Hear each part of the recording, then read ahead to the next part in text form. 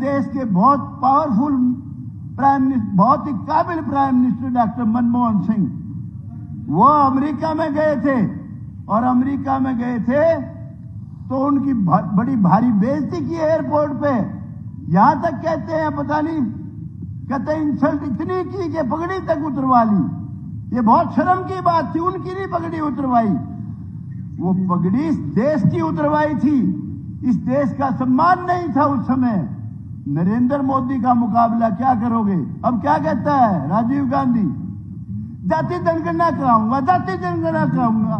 एक ने पूछा, और राहुल गांधी, सॉरी राहुल गांधी, अरे तू जाति जनगणना कराओगा?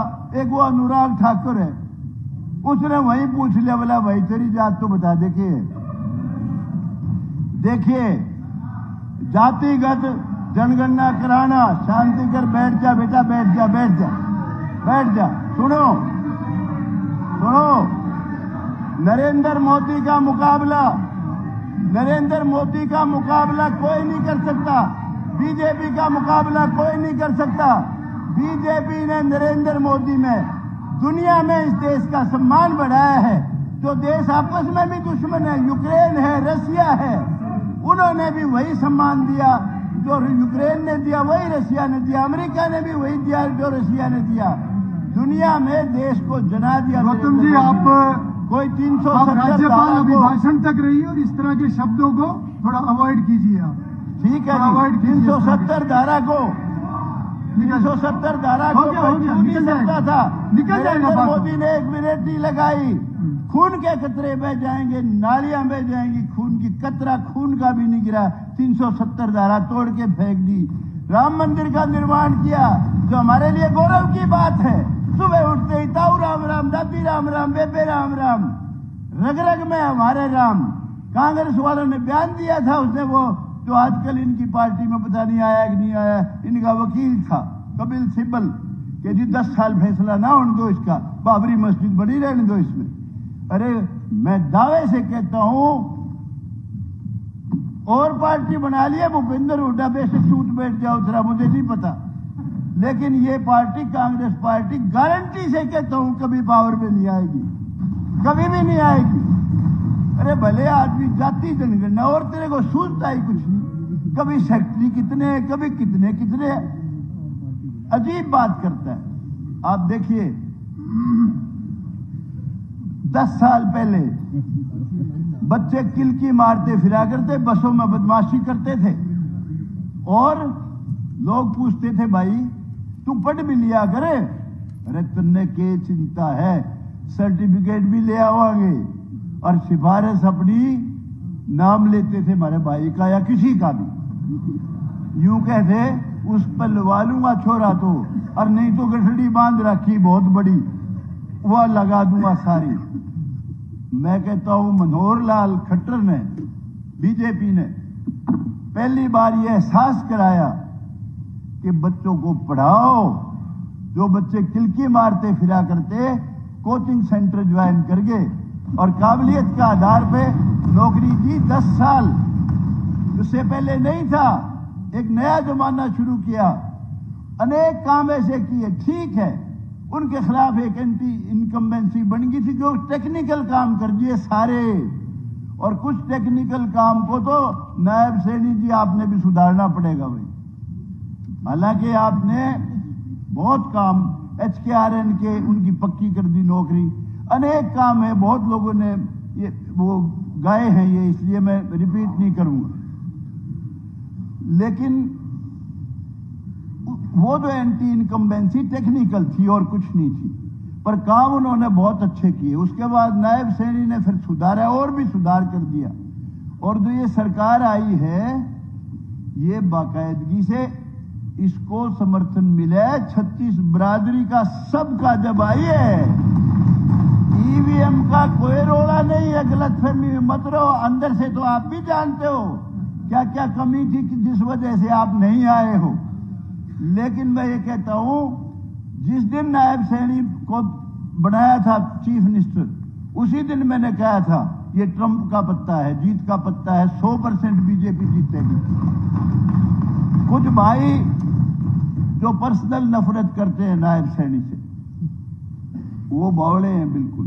उनको गलतफहमी भी है कि भाई तू फलाना बन जाता तो पता नहीं क्या कर देता। लेकिन मैं कहता हूं सही समय पे जो सही फैसला लिया पार्टी ने, ये गजब का फैसला था। अरे सैनी, SC, BC, ब्राह्मण 100% टिकट डिस्ट्रीब्यूशन गजब का, पंजाबी 100% 80-85, हमारे जाट भाइयों को छोड़ के उनको तो ये था भाई हमारा भूपेंद्र हुड्डा बनना चाहिए। और जो भाई गौतम जी, ये जाति अगर जाति बात का शब्द सॉरी ये इस्तेमाल नहीं होना चाहिए। तो सच्चा है, लेकिन नहीं, ये नहीं होना चाहिए। देखिए, ये कोई राजनीतिक सभा नहीं है, ये हम हाउस के अंदर बात कर रहे हैं। नहीं है, बिल्कुल हाउस का अपना एक डेकोरम होता है। बिल्कुल डेकोरम बनाऊंगा उसके ऊपर या बहुत सीनियर मेंबर है। ठीक है नहीं, बिल्कुल ऑब्जेक्शनेबल है। ठीक है, डेकोरम बनाऊंगा भाई, डेकोरम बनाऊंगा, बिल्कुल ही ऑब्जेक्शनेबल। अध्यक्ष महोदय, आई एम सॉरी, आप कंक्लूड कीजिए। अध्यक्ष महोदय, ये शब्द इसमें से निकलेगा, मैं कंक्लूड करा रहा हूं। ये मेरे निकाल दे भाई, उसमें से निकाल दे। अध्यक्ष महोदय, मैं सॉरी बोल दी भाई, सॉरी बोल, तारीफ भी कर देता हूँ यार कितनी, फिर उसने भी तो देख लिया। अगर मैं कुछ बातें सरकार की नहीं, ये पार्टी की तरफ से समय है, वो आप नहीं बताएंगे। नहीं, ये आप नहीं बताएंगे। ये पार्टी तय करेगी कि उसका कौन सा सदस्य कितना बोलेगा। आपकी कांग्रेस की तरफ से भी बहुत ऑनरेबल मेंबर 20 मिनट से ज्यादा बोल रहे हैं, इसलिए आप तय नहीं करेंगे और इस तरह का विषय बीच में कोई उठाए भी ना। ठीक है, ये सभी के लिए। मैं अध्यक्ष महोदय कुछ चीजें सरकार की, मुख्यमंत्री जी की और मंत्रियों की उसमें लाना चाहता हूं संज्ञान में। एक तो हॉस्पिटल्स की भी कमी है, हॉस्पिटल में डॉक्टर्स की भी कमी। ये मुख्यमंत्री जी विशेष तौर से, क्योंकि आप ने तो अभी अपना काम शुरू करना है अभी, तो आपका तो कोई इसमें वो नहीं है। मैं पहले भी आवाज उठाता रहा। सफीदों में 31 पोस्ट सैंक्शन है, 29,000 वोट है। नारनौंद के 13,500 वोट है सिर्फ। नारनौंद में 100 बेड का हॉस्पिटल है, सफीदों में सिर्फ 50 बेड का हॉस्पिटल है। सफीदों में 31 पोस्ट सैंक्शन है, जिसमें से 31 में से 18 खाली है, सिर्फ 13 भरी हुई है। और नारनौंद में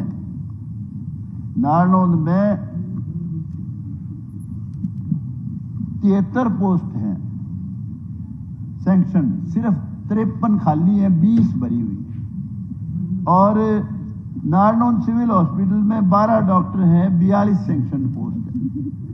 और सफीदों में 7 सैंक्शन है, मुआना में 7 सैंक्शन है, सिर्फ 1 डॉक्टर है। सबसे बड़ा गांव है अपने जींद जिले का। इसी तरह काड़वा है, 1 डॉक्टर। नेट सेल में ये है कि 23 पोस्ट खाली है और 8 सिर्फ भरी हुई। तो एक तो इस और विशेष ध्यान देना पड़ेगा। दूसरी बात, एक कॉलेज मंजूर किया हुआ है गर्ल्स का जामनी में, और वो बजट कहीं और ले गए। वो